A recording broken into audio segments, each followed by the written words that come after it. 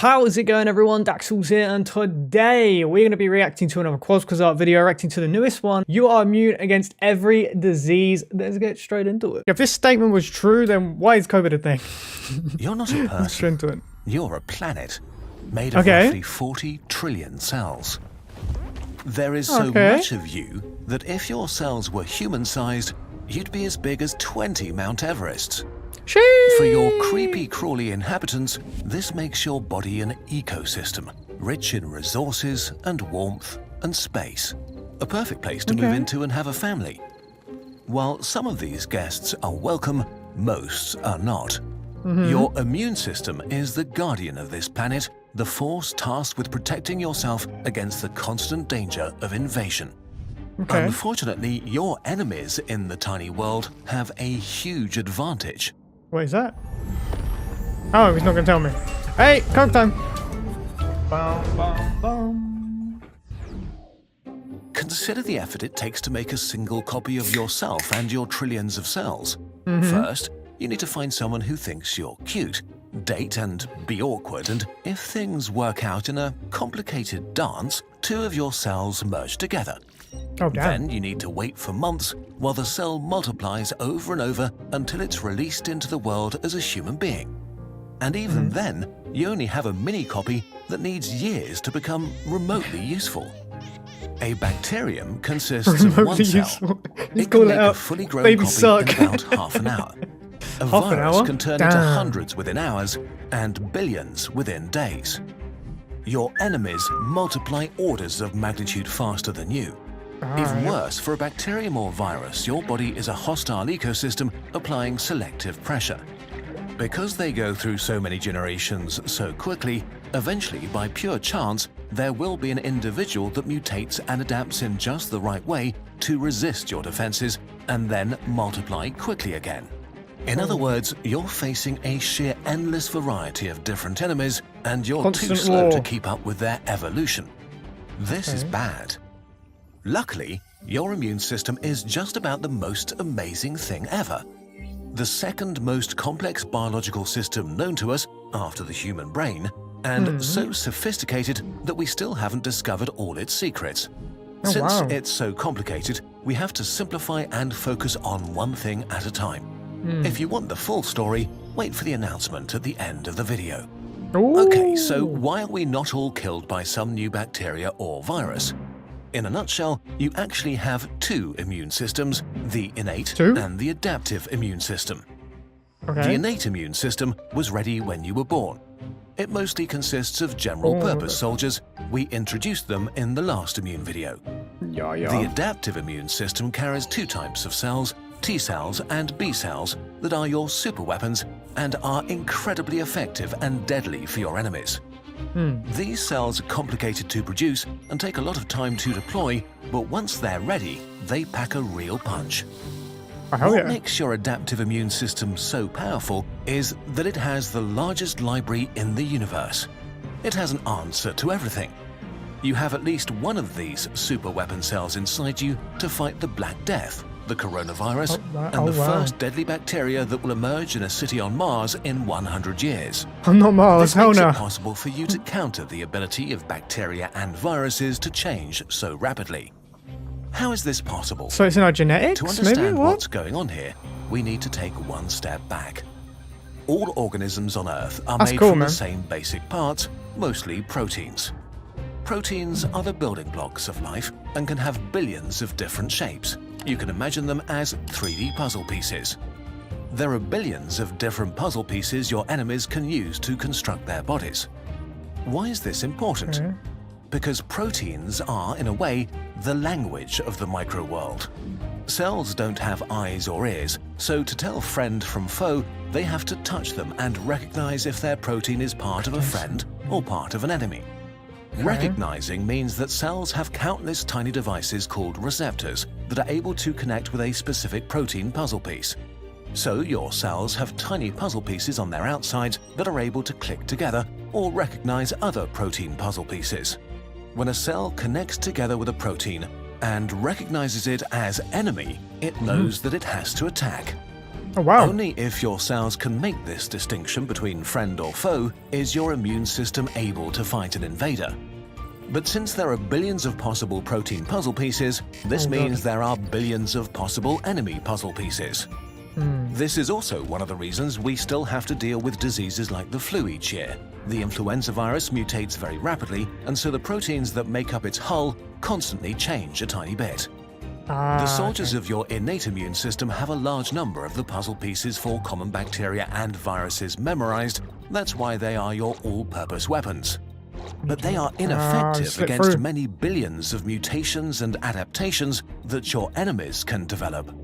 So the reason you are still alive is that your adaptive immune system is able to recognize between 1 billion and 10 billion different enemy protein puzzle pieces, which is enough to be prepared for every possible enemy. Let's How go. is this possible? How could your immune system possibly have this much of a variety to be prepared for every possible protein puzzle piece? Is it because of Well- like ancestors? Like your ancestors have previously suffered through them, so then through genetics, the strongest. We mutate ourselves, maybe? Is what The I'm guessing? cells of your adaptive immune system found a cheat code, mixing and matching their own genetic code to create this stunning variety of receptors. The details are way too complicated for this video, but in a nutshell, your adaptive immune probably cells wrong. have official permission to take a tiny part of their own genetic code and mix it in random ways to create billions of different receptors. A good way to explain this is by asking you to imagine an army of cooks, with each of them wanting their own special recipe. They have 100 different ingredients to choose from. Each ingredient stands for one tiny piece of genetic code in this metaphor. So each cook takes a few random ingredients and randomly mixes them together. Maybe tomato, chicken, rice, and half an onion as entree, marshmallow, pepper, strawberries, and a quarter banana as a dessert. I'm hungry. Or cucumber, beef, potatoes, and 2 carrots, and blueberries, chocolate, and cream with a pinch of cinnamon. Even with slight variation and with only 100 ingredients, there are billions of possible recipes. And likewise, with just a small selection of gene fragments, your cells create billions of receptors. The details of this are so cool that they should get their own video, or their own chapter in a book.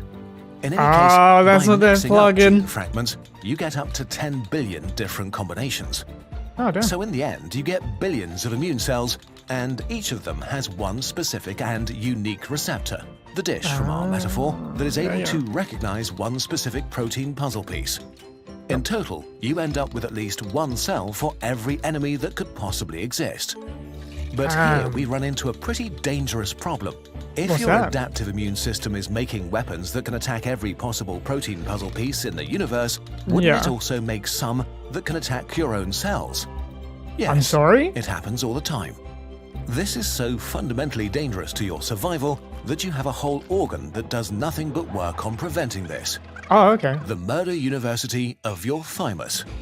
Your thymus is a chicken wing-sized organ above your heart, and you've probably never heard of it.